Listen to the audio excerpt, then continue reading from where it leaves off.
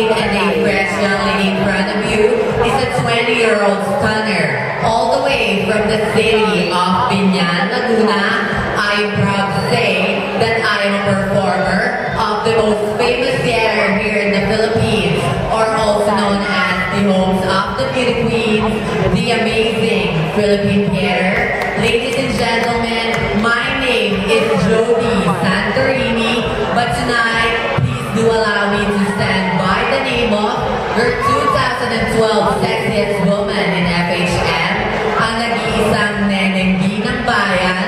Sabay-sabay po nating palakpakan at iyawan, Miss Sam Pinto.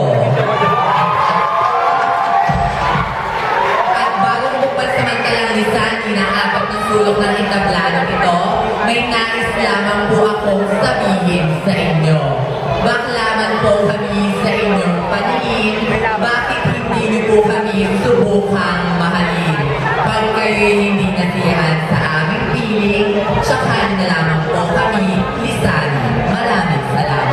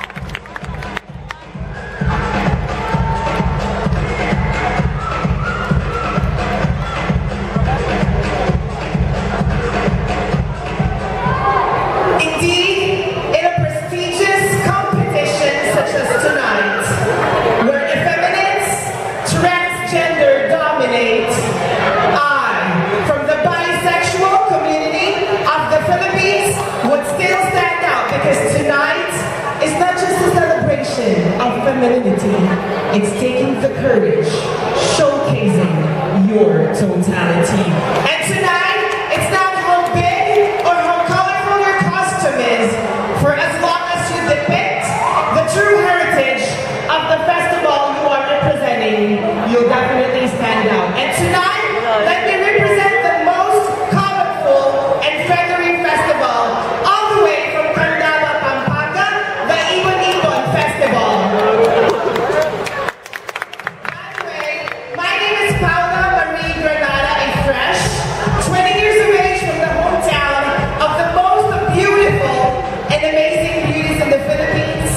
Mandaluyong, a cum laude graduate of the Far East University, took up BS Mass Communications, majored in broadcasting, and I'm a proud member of the Society for Homosexual Emergence.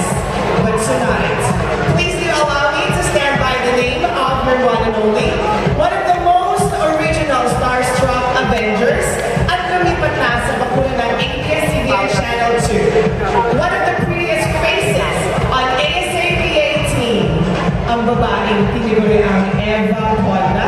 Sabay-sabay po natin palakpakan ang pong inyong kapamilya, Miss Christine Reyes. At ako po ay naniniwala kung ang aso ay umungol, siya may tao doon. Ngunit pag ang tao ay